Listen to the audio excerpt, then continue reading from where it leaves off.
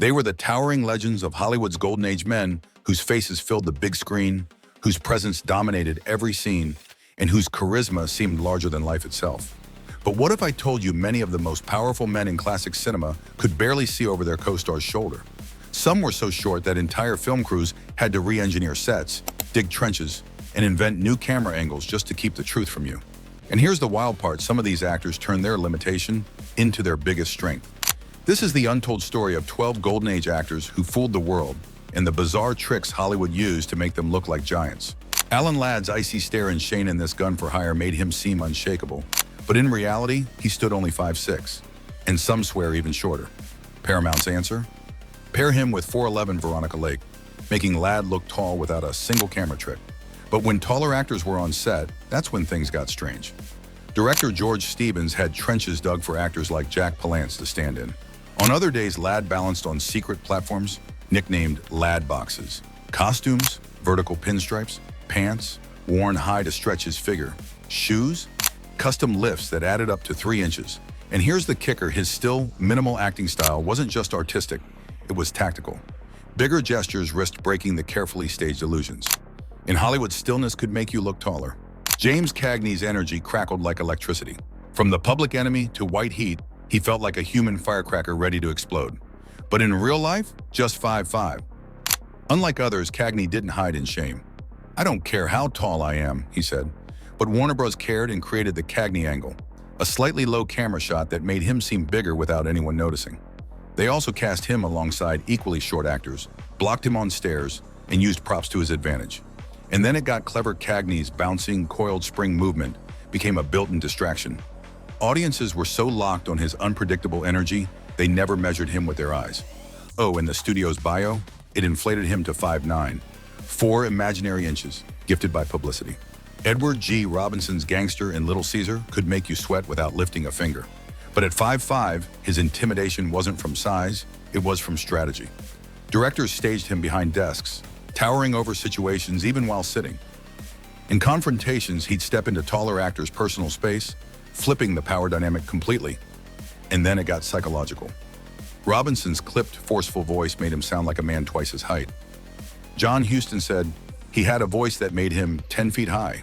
Warner Bros. Kept his real height hidden, inflating him on paper and staging interviews so he was always seated. The irony? Being shorter actually made his gangsters scarier because they were fighters in a world of bigger men.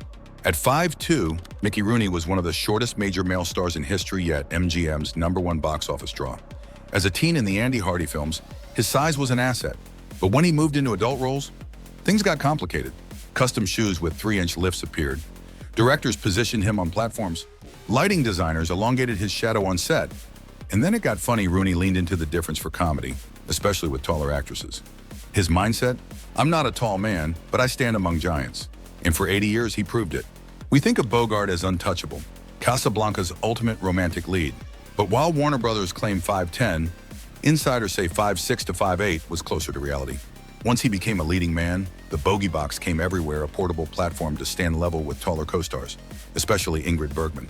Then it got out of control. Blocking, stairs, and shadow work were all part of the package. His high-waisted suits were tailored to stretch his frame. Even his famous stillness on screen? It helped hide height differences. John Huston said, "When he walked in, you felt it before you saw him." Height didn't matter when presence filled the room. At 5'6", Hoffman faced the same challenge decades later. In The Graduate, director Mike Nichols mixed platforms and clever blocking, but also used Hoffman's height as part of the story, making him the smaller, nervous man opposite Anne Bancroft. And it gets more interesting. Hoffman's stature often reinforced his underdog roles in films like Kramer vs. Kramer. He wore lifts when needed, but never hid behind inflated publicity claims. "I was never going to be the conventional leading man," he admitted, "so I found my own path." What's strange is that Hoffman actually failed multiple screen tests for The Graduate because executives thought he was too short and too ethnic for a romantic lead, but Bancroft personally lobbied for him. Early in his career, he sometimes worked as a typist to pay rent between acting gigs, carrying his audition clothes in a paper bag. He famously turned down playing Michael Corleone in The Godfather, partly fearing his height would make the character less intimidating on screen. And in a bizarre twist, Hoffman later joked that if Hollywood wouldn't give him tall leading roles, he'd just outact everyone until they stopped caring. Danny Kaye at 5'7", relied on movement, wild gestures, lightning-fast dialogue, and dance routines that blurred any size comparison. But in romantic scenes, platforms and low angles appeared. Costume designer Edith Head tailored vertical lines to lengthen him. And then it got playful. Kay would joke about his height, especially alongside Bing Crosby, saying, "Between the two of us, we average the perfect height." Off-screen, Kay was known for an obsession with cooking, even running the kitchen at New York's Four Seasons restaurant for fun, a surprising side gig for a Hollywood comedian. He could speak multiple languages phonetically and often used this in comedy sketches to confuse interviewers. His fear of flying was so extreme that he learned to pilot a plane himself to avoid commercial flights, logging thousands of hours in the air. And in a little-known fact, Kay once performed heart surgery not in a film, but in real life after being taught the procedure for charity demonstrations by a pioneering surgeon. At 5'7", Raph turned stillness into intimidation. His background as a dancer gave him control over every movement. Studios gave him lifts, vertical pinstripes, and carefully chosen co-stars to protect the illusion. And here's the twist. Raph didn't care. He let confidence do the heavy lifting. As one director said, he didn't waste energy worrying about inches. He used what he had. Raph's real-life connections to organized crime blurred the line between his gangster roles and reality. He was friends with mob figures like Bugsy Siegel and Lucky Luciano. He famously turned down the role of Sam Spade in The Maltese Falcon, a decision that opened the door for Humphrey Bogart's rise. In one bizarre incident, Raph supposedly once refused to take part in a scene where his character would lose a fight, claiming, "George Raph doesn't get knocked down." And despite his tough guy image, he was so skilled a dancer that Fred Astaire once called him the best partner I never had. Mineo's 5'6" height was perfect for teen roles. His vulnerability in Rebel Without a Cause was heightened by his size next to James Dean. Then it got tricky as he aged. He relied on lifts, tailored costumes, and his signature tall hairstyle. But Hollywood's leading man mold was rigid, and his size limited opportunities. A reminder that talent doesn't always outweigh industry bias. Mineo was dubbed the Switchblade Kid after his intense performance in Crime in the Streets, a nickname that stuck for years. He posed for provocative magazine spreads in the 60s, attempting to reinvent himself as an adult heartthrob. Mineo also directed plays and was a passionate supporter of avant-garde theater, which baffled many studio executives who wanted him to stick to Hollywood formulas.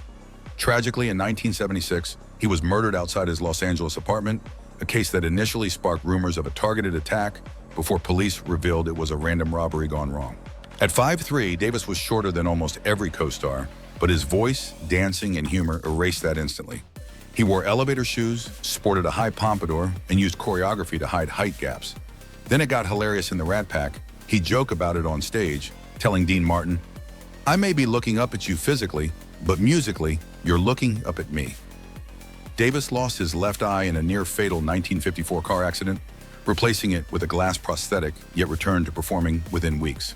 He converted to Judaism during his recovery, saying the religion's resilience in the face of hardship inspired him. Davis was also an expert marksman and would occasionally impress friends by shooting coins out of the air with a pistol. In an odd bit of trivia, he once danced with President Richard Nixon at a White House event, a moment so unusual it became a political controversy in its own right. These 12 stars prove Hollywood's magic wasn't just in the stories, it was in the illusions.